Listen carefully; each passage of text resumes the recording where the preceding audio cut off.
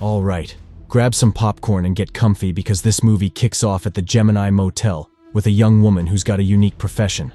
She's a lady of the night, if you catch my drift.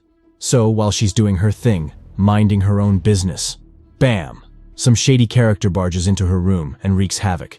Yeah, you guessed it right. She gets attacked and left in a real bad spot. Fast forward to the aftermath. Turns out she's carrying an unexpected passenger. And it's not a pizza delivery. Nope, she's pregnant. And in a plot twist that'll make your head spin, she decides to take matters into her own hands with a pair of scissors. Yeah, you heard me right. She goes all Edward Scissorhands on herself. Talk about drastic measures. But wait, there's more. The baby survives this wild ride and grows up to be Helen, our bike-riding protagonist living it up in Toronto with her ride-or-die, Molly. They're like two peas in a pod, except one of them delivers packages for a living. Now, Helen's cruising through life until one fateful day when she's got a delivery for a dude named Roman. And guess what? It's her birthday. Roman decides to gift her a painting that he claims shows her dark side. Real thoughtful, huh? Helen's like, thanks, I guess, and hauls that thing back to her humble abode. Back at the motel, she spills the beans to Molly about her mom's tragic end. Molly's all heart and ears, being the best friend anyone could ask for. But duty calls, and Molly's got a date with her main squeeze, Ed. And just when you think things can't get crazier, bam, Helen gets hit by a car. Seriously, could this girl catch a break? She ends up in the hospital with more broken bones than a clumsy toddler. Weeks go by, and Helen's finally out of the woods. Cue the welcome home party. And who should she meet there? None other than Ed, Molly's beau, giving her the old googly eyes. Uh-oh, looks like we've got a love triangle brewing. So grab your tissues and buckle up because this roller coaster ride is just getting started. Picture this. The party's in full swing, everyone's having a blast, and then bam! Helen's lights go out faster than the power in a thunderstorm. Next thing she knows, she's waking up in a deserted parking lot like a character in a cheesy horror flick. Talk about a rude awakening. So, what's the first thing you do when you wake up confused in a random lot? Call your BFF, of course. Helen rings up Molly, who spills the tea. Apparently, Helen pulled a disappearing act without even leaving a note. Back home, things take a weird turn. Helen's suddenly channeling her inner Picasso, painting all sorts of bizarre stuff. And that creepy painting from Roman? Yeah, she's not taking any chances. It's getting banished to the underworld, aka under a cloth. Next day rolls around and Helen's back on her grind, exercising, eating, showering, you name it. But just when she thinks she's got it all under control, cue the spooky shadowy figure and another blackout. And guess where she wakes up this time? Right in front of her pals, with a foot injury to boot. Talk about making a grand entrance. Molly's scratching her head, trying to make sense of it all. Apparently, Helen decided to make a fashion statement by strutting around in just a towel, vanishing into thin air for hours. And to top it all off, she comes back home with a bleeding foot. Ouch! With things getting weirder by the minute, Helen and Molly decide it's time for a doctor's visit. Enter Dr. Headley, who's got more questions than a game of 20 questions. Helen spills the beans about her impromptu teleportation acts and those spooky shadow sightings.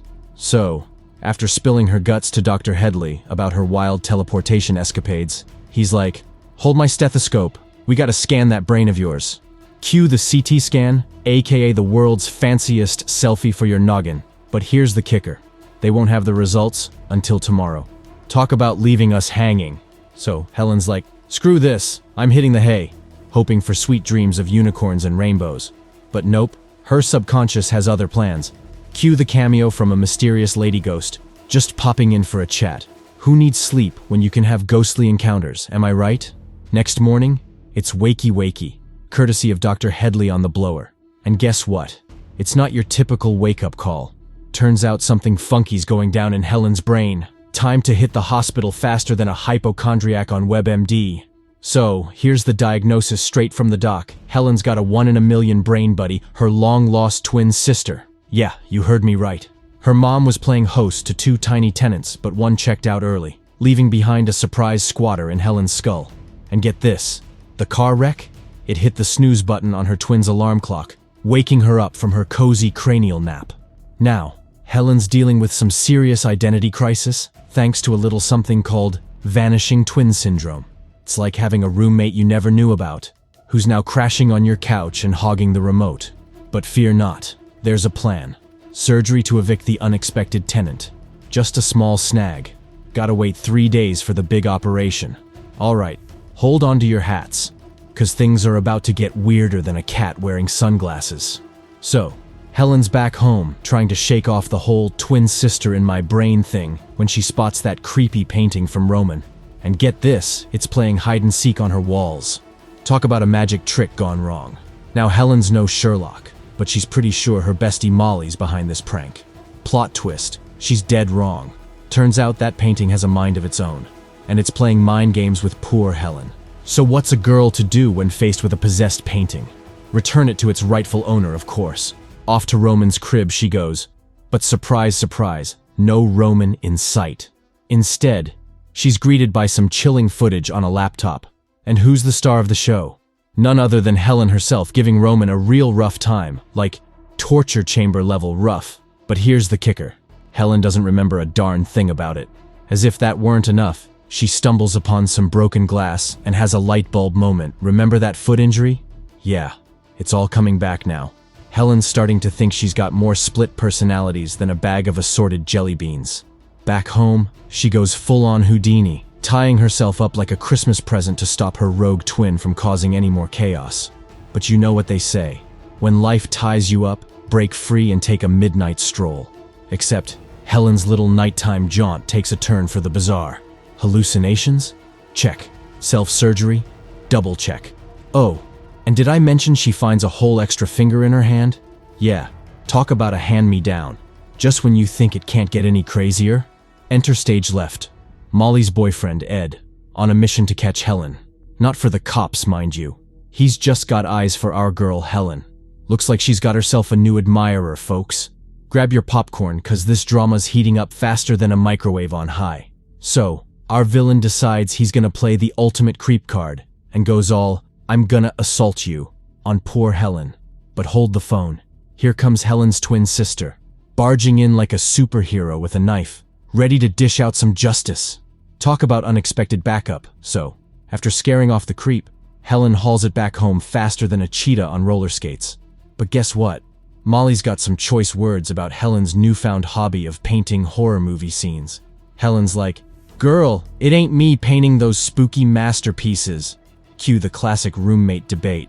Who's the real Picasso behind the madness? Just when you thought things couldn't get crazier, Helen's twin decides to crash the party and goes all UFC on Molly. Talk about a plot twist. I bet Helen didn't see that one coming. But hey, Helen's not about to let her evil twin ruin her friendship with Molly. So, she lays down the law. Stay away, or else. But Molly's not backing down, and Helen's like, "Fine, I'll hit the road then." But wait, there's more. Enter stage left, our old buddy Ed, looking for some payback. Turns out pointing knives at people doesn't make you their favorite person. Helen tries to explain she's not the one in the driver's seat, but Ed's not having it. And just when things are about to get real messy, guess who takes the wheel? Yup, Helen's twin sister, coming in clutch and saving the day by sending Ed to meet his maker. Talk about a killer twist. Now, with your best friend's dead boyfriend and a conscience heavier than a sack of bricks, Helen's got one last stop on her agenda. The Gemini Motel, where it all began. Looks like this roller coaster ride's headed for a heart-stopping finale. Meanwhile, back at the ranch, Molly's flipping through old pics, trying to figure out where it all went wrong. But hey, at least she's got some killer memories, right? Alright folks, grab some tissues 'cause we're heading into the final act of this wild ride. So, Molly's playing detective, trying to crack the case of the evil twin lurking inside Helen's noggin. Talk about a plot twist. Who knew your bestie could come with a built-in enemy? But hold the phone. Molly's on a mission to save her friend, so she revs up her bike and hauls it to the Gemini Motel faster than a pizza delivery guy with a hot pie. She's like, "Hold on, Helen, I'm coming to the rescue." Meanwhile, Helen's standing on the edge, ready to take the plunge into the great unknown. But just when she's about to make the leap, guess who decides to crash the party? Yup, you guessed it, her twin sister, pulling a classic body snatch and taking over Helen's ride like it's a stolen car. Now picture this. Molly bursts onto the scene, superhero style. But it's too late. Evil twin's got full control, and she's out for blood. Molly's not going down without a fight, though. She's dodging punches, throwing kicks. It's a full-on brawl between good and evil. But when push comes to shove, Molly's left with no choice but to make the ultimate sacrifice and put an end to Helen's torment. And just like that, it's all over. Molly's walking away, haunted by memories of her fallen friend. Cue the dramatic music. Roll the credits. That's a wrap, folks. Talk about a twist ending you never saw coming.